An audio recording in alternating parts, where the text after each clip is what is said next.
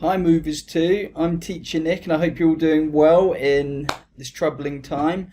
I hope everything has been sticking very well from the previous lessons, the key words and the academic words, and you've been doing lots of studying, okay? But before we start today, we're going to do a little warm-up, a song that is about one of the types of words that we're going to learn about.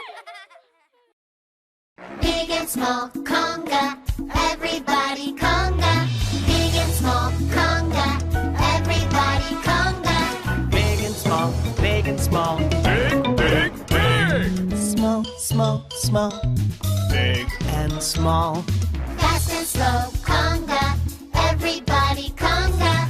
Fast and slow conga, everybody conga.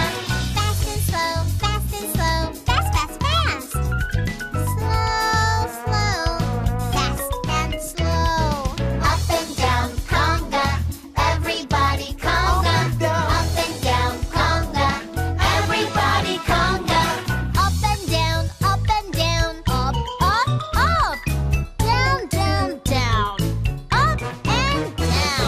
Loud and quiet conga, everybody conga. Loud and quiet conga, everybody conga.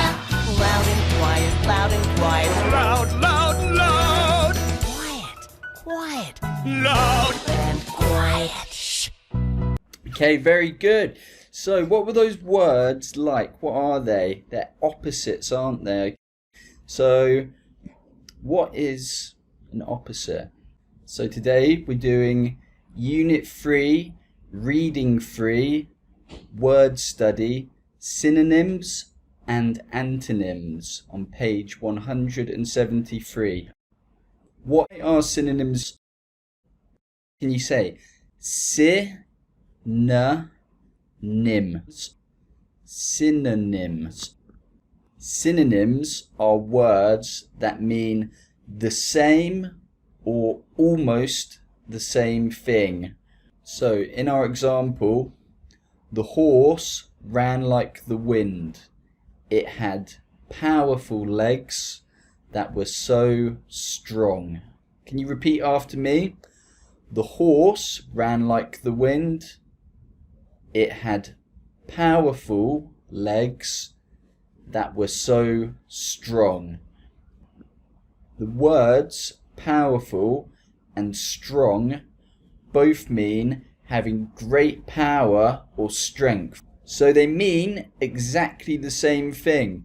Why do we need two different words? Why can't we just say the horse's legs are strong and it ran with great strength? So the words powerful and strong are synonyms. Why are synonyms important? Why do we need lots of different words that say the same or almost the same thing? So look at this sentence where we don't use a synonym. The horse ran like the wind. It had strong legs that were so strong. Does that sound very good? Is that interesting to listen to? Imagine if we wanted to talk about other things that the horse did that were strong. It had strong legs that were so strong. We don't need to say strong so many times, do we? The reason that we use synonyms helps keep our speech or writing interesting to listen to or read. When we use different words, it's more interesting for the person that's listening or the person that's reading what we've said or written. If we repeat the same word, it will be boring for the reader or the listener. So now we're going to play a little game, guess the synonyms. So we've got our word here, big. We know what big means. Now, what other words, you might have heard me say them previously, are synonyms for the word big. So this means that they mean the same or almost the same thing. We've got 3 synonyms for you to pick out. What about the first one? beginning with the letter L. 5 letters. Large. Very good. Can you say large? Now, our second synonym for big is only 4 letters and it begins with H. It is huge. Can you repeat after me? Huge. And now we've got one more synonym. One more. It's a longer word. It begins with M and it's 7 letters. If something's really big, it's massive. Can you say massive? So we've got our word, big, and our 3 synonyms for big: large, huge, and massive. Very good. Now our next word is loud. You know what loud means? When you speak very loudly.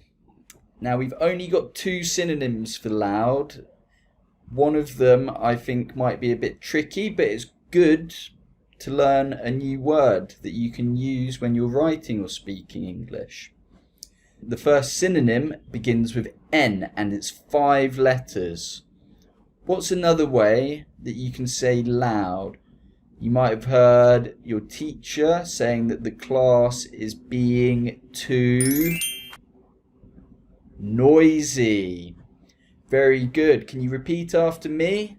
Noisy. And our second synonym for loud is a bit trickier. You might not know this. It's a longer word, 7 letters beginning with B. Is blaring.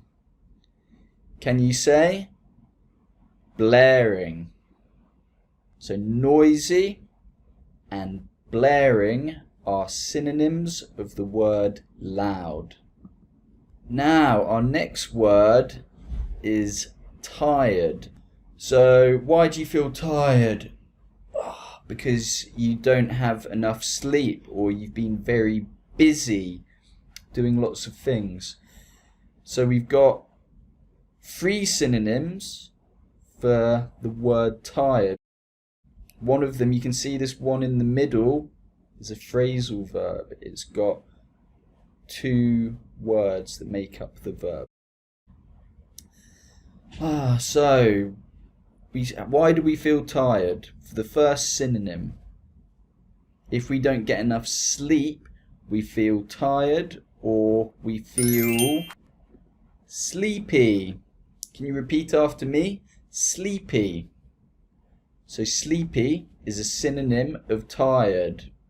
The next one, what do you do with clothes? You wear clothes. Now can you remember the past form of wear? That will be your first word for the second synonym. If you're tired, you're also worn out. I went to bed so late last night. I'm feeling really worn out. And our last synonym for the word tired is almost the same meaning. It just means really, really tired. So imagine you just ran a really long marathon race and you've been running for many, many hours. How would you feel? Not just tired, you would feel exhausted. Very good. So we've got 3 synonyms for the word tired: sleepy, worn out, and exhausted. Now, antonyms. Can you repeat after me? Antonyms. Antonyms. Antonyms are words that have opposite meanings. So the video we watched as a warm-up was all about antonyms. Up and down, big and small, weak means not having strength or power. Strong and weak. So strong means having strength or power. Weak is not having strength or power. This means they are opposites. Weak and strong are antonyms. That's because they're the opposite. You can't be weak and strong at the same time. You can't walk up the stairs and down the stairs at the same time. Now we're going to guess the antonym, okay? So we've got big. What's the antonym of big? So you can see we've got a big elephant here and a small mouse. Big and small are antonyms because they are opposites. What's the opposite of loud? When the class is being really loud and the teacher's maybe getting a bit annoyed, or he can't hear what somebody's saying, what will the teacher say? Please be quiet. So we've got loud, loud, quiet, quiet. So the word is tired. What's the opposite of feeling tired? When you've got a lot of energy. How do we describe someone that has a lot of energy? They are energetic. Can you repeat after me? Energetic. So your friend that didn't go to sleep until really late last night, they're going to be feeling tired. But if you had a good night's sleep, you're going to be feeling energetic. Now, turn to page 173 and we're going to do the practice in your books. Okay, so our first sentence, I'd love to chat some more. Can you repeat after me? I'd love to chat some more. Now, what does later mean? I'd love to later some more. That doesn't make sense. Later means something completely different. They're not in the same, they're not trying to describe the same thing. Later is about time. Chat is what? I'm chatting to you now. I'm using my mouth to chat. So, what word, are there any words that are similar to chat? Yes. Talk. I'd love to talk some more. Now I've given you a little tip here. On the right hand side, you've got synonyms. On the left hand side, they're antonyms. Okay, so can you repeat after me? I'd love to talk some more. Very good. Number 2. The horse was weak. Now, what does weak mean? Weak means not having power or strength. And an antonym of weak is strong.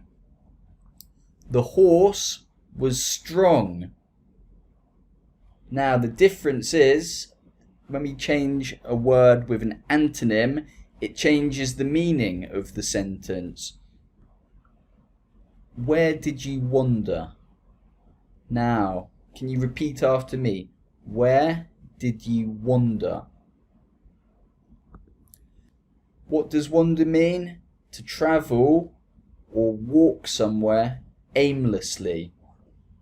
So that means with no reason. One example for you.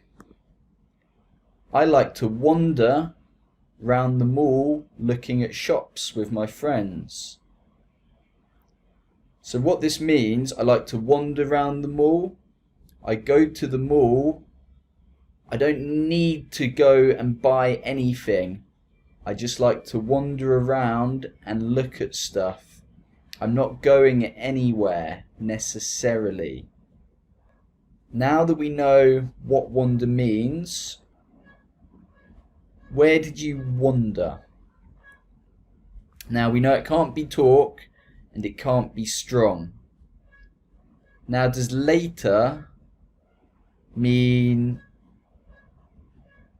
to travel around somewhere with an aim? Because we know it's an antonym. So if we want to travel or walk somewhere with an aim, do we say, where did you later? It doesn't sound right, does it? So that means it can only be roam. Where did you roam? Where did you wander? Where did you roam? Very good. And that leaves us with one more word, an antonym. Can we finish our work now? Can we finish our work later? And you can see how that changes the whole meaning of the sentence. So antonyms are changing the meaning of the sentence. Synonyms mean the same thing. Antonym or synonym. So you have to decide whether the words are synonyms or antonyms. Are you ready? Big and small are they the same or are they opposites? Big and small are opposites, so that means big and small are antonyms. Big and small are antonyms. Hungry and starving are, I'm hungry because I haven't eaten anything yet. I'm also starving because I haven't eaten anything yet. So hungry and starving are synonyms. Boring and fun are what? Can a game be fun and boring at the same time? No, it can't. That's because they are opposites. What do we call opposites? That's right, antonyms. The final part of today's lesson, the definition quiz. So, antonyms or synonyms. Something are words that have opposite meanings. Something are words that mean the same or almost the same thing. Which is which? What are words that have opposite meanings? Big and small. Big and small are antonyms. Repeat after me. Antonyms are words that have opposite meanings. Finally, that means that synonyms are words that mean the same or almost the same thing. Very good work, everyone. I hope that's been really clear and you've got some homework now. It's your workbook, page 101. So complete that, and if you need to watch the video again, feel free to use your book if it helps you understand. So I hope you've enjoyed this lesson. Thank you very much for listening and watching, and I hope to see you at school again soon. Goodbye.